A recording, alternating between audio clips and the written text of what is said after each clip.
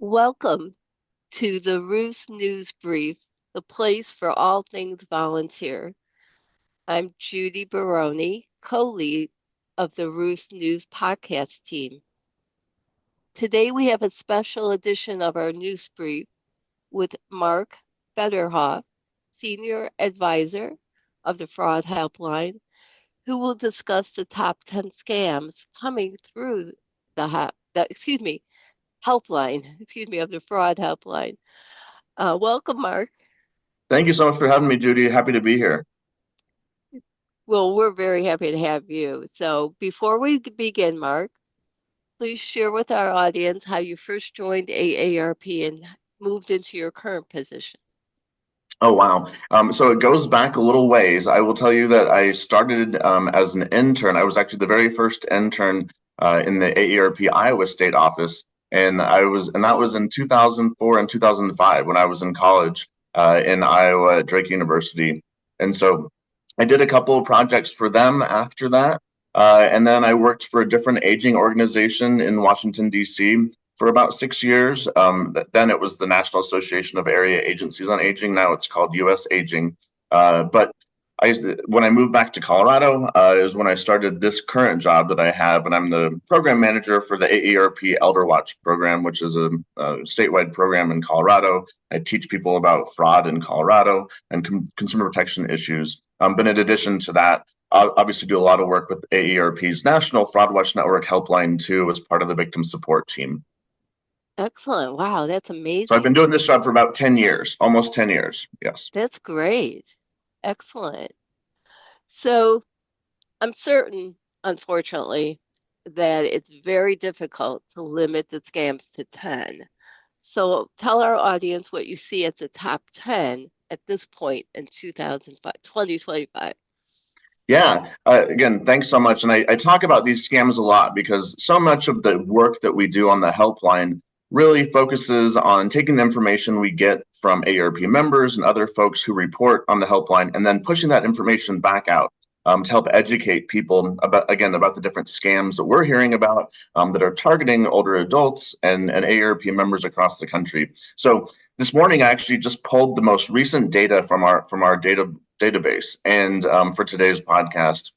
And it really covers pretty much the first quarter of the year, going from January, just through March. And so we've had over 6,000 victims who have contacted the helpline. And just a reminder, too, we have over 150 volunteers nationwide who are working on the helpline, and they're helping people who have been deemed or kind of clarified the situation that they have and that we consider them a victim. And so when we're talking about victims, we're talking about people who have given personal or financial information as part of what they believe to be a scam or given money as part of a scam.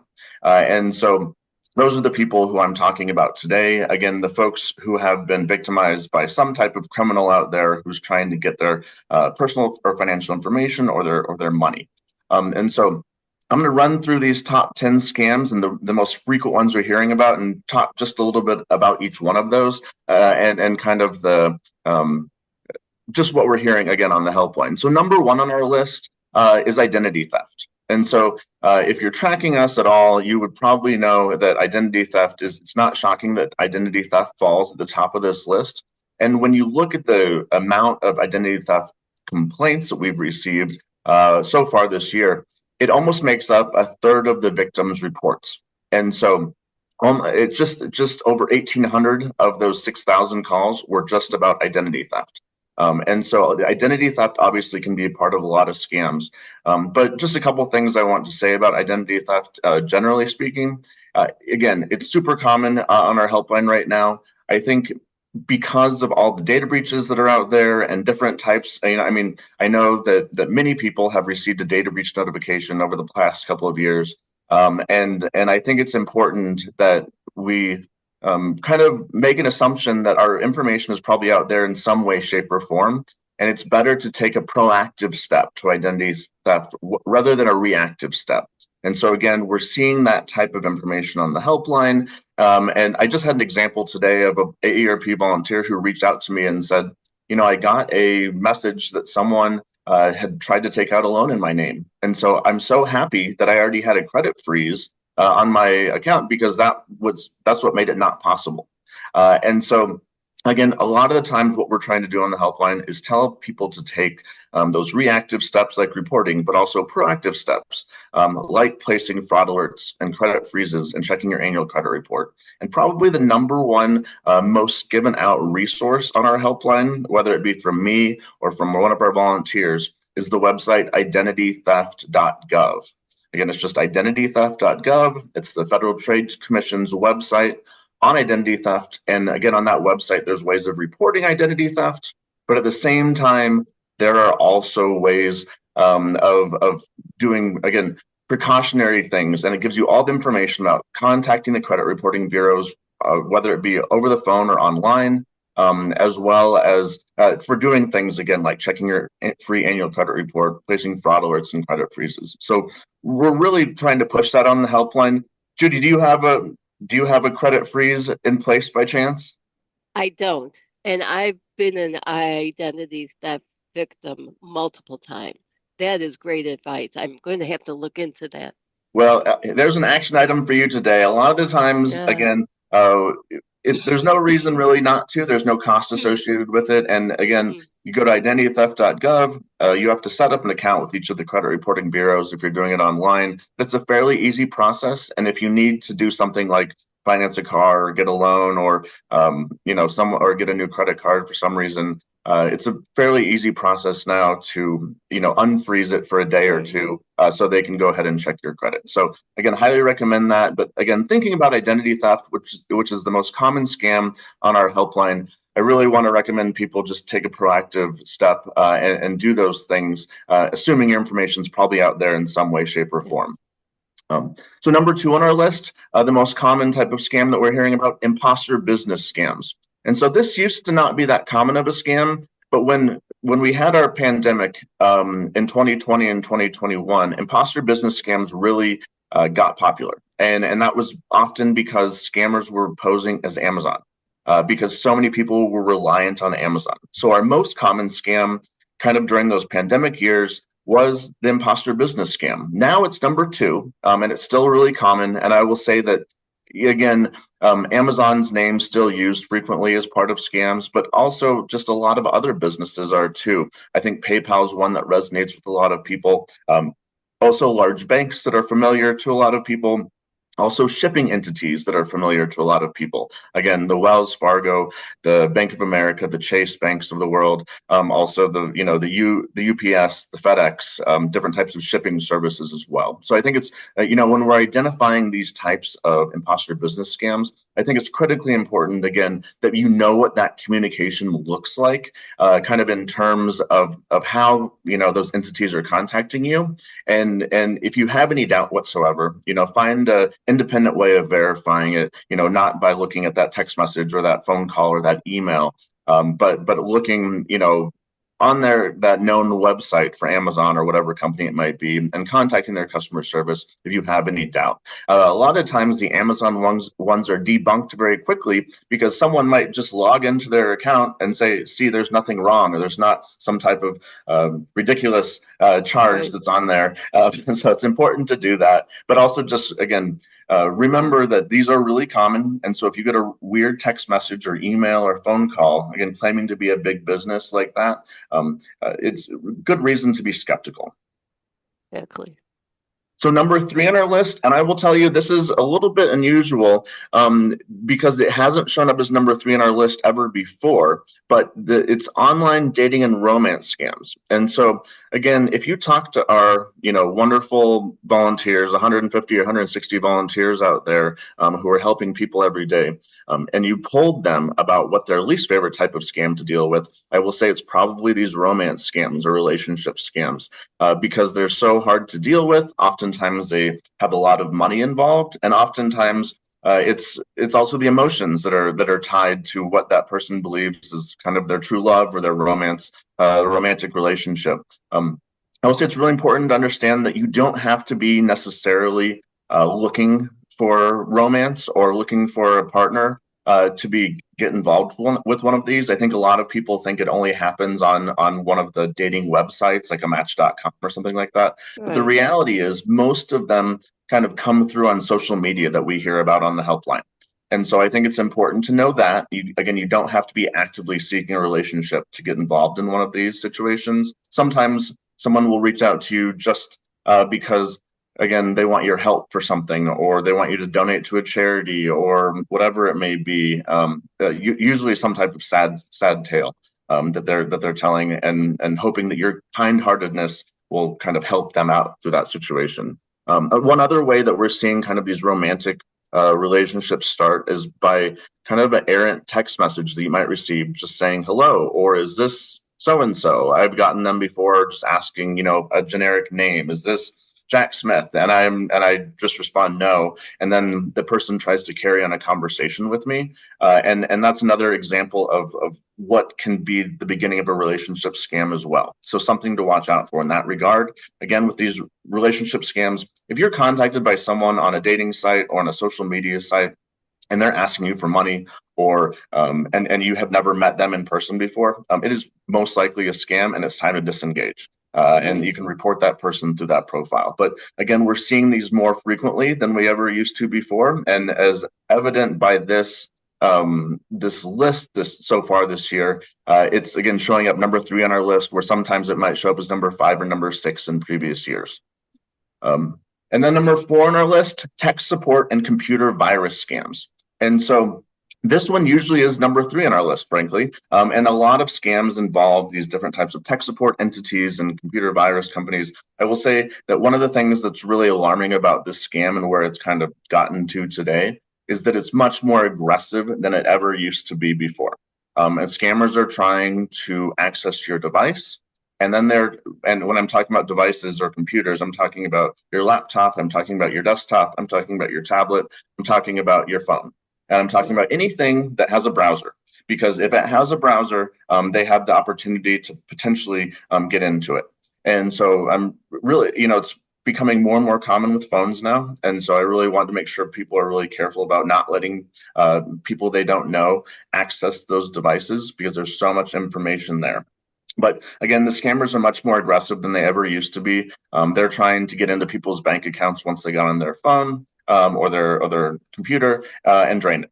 And so it's a very dangerous thing, and they're also just coming from different directions. A lot of the times, too, the scam might say that you owe money to a legitimate tech support entity or computer virus company like McAfee or Norton or Geek Squad, and so you get some type of errant email that says you owe this money as part of an invoice. If something's wrong, call customer support.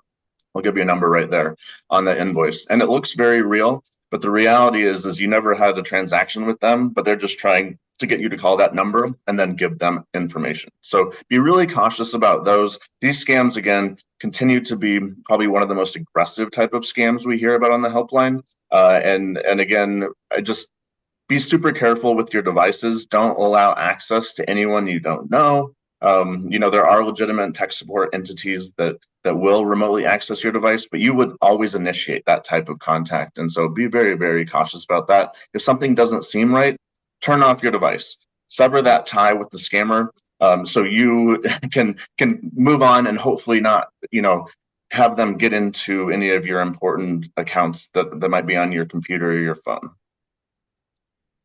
Number 5 on our list, imposter government scams. And I'll tell you, when I started doing this job about 10 years ago, imposter government scams were always number 1. And they were number 1 because those IRS imposter scams that we might have been getting a long time ago, I think a lot of people remember those, saying you owe back taxes and you have to pay right away. If you don't, we're going to take you to jail. And so those were really common for a while. And then those Social Security imposter scams were very common for a while too. Again, there's something wrong with your Social Security. Call this number or send money to this person, and we'll solve that problem. Otherwise, you're not going to get your benefit, type of a thing. And so, scammers continue to use Social Security, the IRS, Medicare name as part of scams. Again, because they're so common to many of us. And we all have a social security number, we all pay taxes, all those fun things, right? Right. But the reality is too, scammers are also using local government sometimes as well, as part of these scams that can be very tricky. One example is the jury duty scam, and we still hear about this on our helpline fairly recently and commonly. But they'll use local sheriff's names, local officials' names, and say that they are, again, with you missed jury duty, you're in big trouble because you missed jury duty, and you have to pay this fine. Sometimes they'll have you pay in cryptocurrency or gift cards, that type of a thing. But something to watch out for. Again, your local officials aren't going to call and threaten you when you miss jury duty in those situations. They're probably you might get a nasty gram in the mail, Right. but that's Right. usually how they're going to contact you. And Sure. so I think it's just important that, again, when we're thinking about how our government entities contact us as part of these, we know how they're doing that. And usually it's by mail. And so if you ever have a doubt, again, independently verify the phone number for whatever government entity you're trying to contact, and contact them that way rather than any type of message you received otherwise. Number 6 on our list, fraudulent sales. And this can happen so many different ways. And the fraudulent sales, but I will say a lot of them that we hear on the helpline have to do with kind of fake or misleading websites.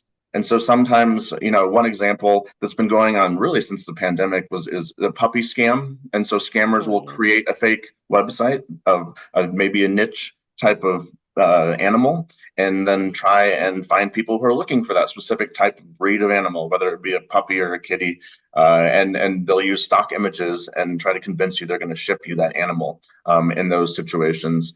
And so it's important to know that that could be transferred to really any type of website. And so scammers can create a fake website and then advertise for it, maybe on social media or other places. And it's just really common right now, unfortunately. And so again, people might get stuck buying a product that they never receive, or buying a product that was not as advertised, and so it's very frustrating. I really encourage folks to do their research before, especially engaging with any type of vendor you've never done a purchase with before. And know lots of ads on social media are not necessarily vetted. And so there can be fake kind of ads that lead you to these websites. And so again, it's really important. Do a little bit of research. One easy way to do it, honestly, that I always use is just taking the name or the URL of the company you're trying to do business with, putting it in a search bar, put the word fraud, scam, complaint next to it, and see what type of complaints come through from other people. Oh, Because okay. it's definitely possible someone else Right. found the opportunity to complain about it if they lost money as part of a transaction. So watch out for that. Number 7 on our list, unauthorized money withdrawals. This one's pretty straightforward. Again, it's someone sees a fraudulent transaction on their bank account or on their credit card account. I think a lot of us have probably had this. Judee, I'm sure you've Yes. had one of these Yes. experiences before. Yeah. Yes. And so it is common, and I think a lot of people don't necessarily call us to report it. So it's probably more common than is reported maybe on our in our database. But I think, again, dealing with your financial institution, I think it's also really important that you are monitoring your accounts regularly, whether it be however you do it, whether it's on the phone or online or through the kind of paper statements. But I think, again, monitoring your accounts is critically important, so you do catch those unauthorized money withdrawals that are on there, even if it's for a small amount. That can be an indicator. Sometimes they're just testing your account to see if they Right. can maybe charge more down the line. So it's something to watch out for, something we get a lot of reports of too, but also something that again, it's not always fun kind of going through and checking your account, but at the same time, you might Oh, save you a yeah. lot of money down the road, or other fraudulent transactions too. I just want to interrupt you for one Yeah. moment. I had that with my debit card. I hardly use my debit card. I just keep it for emergency use. And someone took a trip to Las Vegas, Oh, but wow. but they did it very, like you said, small amounts. They went to Denny's, and then they went somewhere else to fill up on gas, a Shell gas station. And I'm looking at all this, and then the last place they went is they bought some makeup in Las Vegas. But I did what you say. I took my debit card and called the 800 number on the back, and I contacted the representative, And I said, these are not my transactions. Fortunately, she believed me. I mean, she verified some other things. Yeah. I said, I'm in Chicago. I have not been to Las Vegas. So yeah, that's a great thing to It's tell us. very tricky, and it Just happens to a small lot of us. amounts. Yeah, Yeah. small amounts. Totally. Well, I'm glad you caught it because again, Yeah, some people don't see it for a while, and it might have kind of hit that term limit in terms of when you can then file disputes. right. It's usually 60 days with a credit card, and so you Okay, need to see it within those 60 days to be able to file that dispute. So I'm glad you caught that. It happens to a lot of people, and it's unfortunately all too common. I honestly think it will be much higher on this list if people didn't kind of already know what to do in that situation just because it all sure. happened to us. Yeah. But thanks for sharing. That's a great example. Yes. So number 8 on our list, I'm going to keep going. Sweepstakes, Sure. prize, and lottery scams. Oh, Again, these scams are still out there, and I will tell you that the number one name that currently still is being used as part of these scams, Publishers Clearinghouse. Publishers Clearinghouse still exists. They still give money, usually once or twice a year, but they also do show up at your door. And so the really good way of debunking that scam is that they're calling you, again, telling you you won $1.5 million in a new Mercedes, that type of a thing. The best right. way of identifying this scam, no matter if they're asking for a lot or a little bit of money, is that anytime you win a prize or sweepstakes or lottery, you should never have to pay money to receive the money. And so if they're telling you you need to pay $1,500 in taxes or $2,500 for the shipping fee for the vehicle or whatever it may be, 100% a scam. That you should be disengaging with those folks too. So they can be very tricky. Again, these scammers prey on the hopes and dreams of their victims, and everyone wants that money. Everyone wants that new car. It sounds great, but too good to be true, unfortunately. Sure. Number 9 on our list, investment fraud. And when you look at our database and look at the investment fraud, it's a little bit interesting because it's not the typical investment fraud that you kind of think of. Oh, you're working with a shady broker or something like that. Most of the investment fraud scams that you see in our database have to do with cryptocurrency investments. And so, again, it's really important if you're it's very similar to the romance scams. If you're contacted unsolicited by someone who says that they can, you know, help you triple your money with a cryptocurrency investment or quadruple your money or whatever it may be, it is a scam. 100% a scam. You should disengage with that person. And we're seeing way too many examples of this where, again, it's some people refer to it as like a pig butchering, where you have someone invest a lot of money and then kind of disappear. You kind of fatten up the situation. And so it's really important to watch out for these. We talked to way too many people on the helpline who have lost way too much money as part of these scams, sometimes entire retirement savings. And so, again, too good to be true. Trust your gut in these situations. If someone contacts you unsolicited and says they can triple your money, 100% a scam. And so something to avoid, definitely. And the last one on this list, the number 10 on this list, again, as you mentioned, Judee, there's way more than 10 that we could talk about, but I'm just going to Sure. do the 10 most common ones today. But Sure. that last one, number 10, is phishing. And it's the PH phishing, not the F phishing, Right. down by the lake. It's the one where they're phishing for your personal and financial information. And I will say that the number one phishing scam that's going on right now is a text message that a lot of people are getting, and it is the saying that you owe a toll. And so this is a really common one we're hearing about right now, all across the country. And so, again, know that scammers are using, phishing attempts really used to be based upon kind of those emails that we get.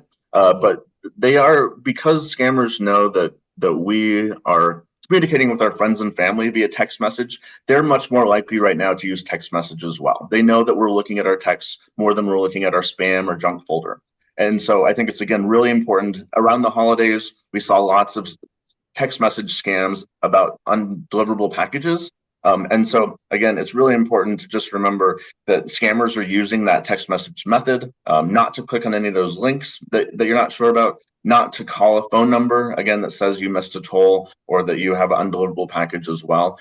Because, again, that's how scammers are trying to kind of lure you in these situations. But phishing scams, again, I think more common than actually number 10 on this list. But again, I think a lot of people are just able to recognize it. And so they don't necessarily feel like they have to report it. But I think, again, so many of us are getting those toll road scams. Have you gotten any of them yet, Judee? I have, and I don't have an iPad for the tollway. So I know No, it's a scam. Fortunately, I know that. But exactly. yeah, Yeah. I've gotten a couple of them. Yeah. I can't think of the last time I was on a toll road, but I've gotten Right. many of them Right. over the last couple of months, and so so we're in the Right. same position. But hopefully, me going through those top 10 was helpful for you all, Yes. and hopefully it'll help you identify some of the scams that are really trending right now out there in the country. That's great. Yeah. And if say for example, our audience wants to report a scam not only for themselves but to help a family member or a friend, could you tell us what the helpline number is?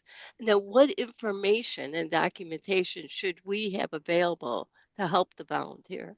Yeah, for sure. And again, when you call the helpline, you can be of any age. You don't have to necessarily. We don't ask if you're an AARP member or anything like that. And Okay. so again, we'll help anyone who reaches out to us looking for assistance. And our phone number is 877-908-3360. And I'll repeat that one more time. It's 877-908-3360. And when you call us, any information that you have about the scam that you were dealing with is great, and we're going to take that information and put it into our database, and then we send that database on to the Federal Trade Commissions. And so, Okay. any information that you have, the name of the business that you were doing business with, their phone number, their website, any of that information is helpful. Again, for the database for the FTC's Consumer Sentinel, and so that information all goes in there. But again, you can give us as little or as much information as you'd like. We don't even require that you provide your name. Some people do want to make an anonymous call because they're not comfortable with the situation, but they just want to be able to also get advice on the situation, and which is totally fine with us too. And so again, I recommend if you deal with one of these situations, please give us a call. We've got great volunteers who are happy to help in these very tricky situations that we hope to never have to deal with again, right? Exactly. So, excuse me, after that, say I call and I report my scam, what is the other follow-up? Does the volunteer offer any resources or follow-up after that? Yeah. So, when we get on that conversation, they're going to offer all the resources, whether it be steps to take to protect your identity, whether it be places you need to be reporting, like your local police office or to the FBI, depending upon the type of scam it is. And so, again, they're going to kind of give you the most beneficial information for you in that situation. And our goal really on the helpline is kind of to meet that victim where they're at in that situation. So sometimes they might have already reported everything and done everything right, and they're just trying to tick all the boxes to make sure that they didn't miss anything. And so we get a lot of those very savvy kind of reporters like that as well, and we're just going to help them with that situation and make them feel better about kind of moving on as well. Excellent. Very good. So before we conclude, is there anything else, I should say, additional important information you want to share with our audience that we may not have spoken about? Yeah, I just want to emphasize the identity theft related issue because it really is something that is affecting so many of our callers. And so, taking proactive steps on identity theft by visiting that website, identitytheft.gov, is a really important step that I would really just again encourage anyone who's listening today to take, and hopefully again you won't be the victim of any identity theft related issues. Excellent. Thank you so much, Mark. Thank, This information was so valuable, not only to me, but I know to our audience. So thank you again. Thanks so much for having me, Judee. I really appreciate it. Oh, and thank you to our audience for joining us today. Remember to like and subscribe to the Roost News Podcast on YouTube and on your favorite audio podcast platform. Again, on behalf of the Roost News team, we thank you.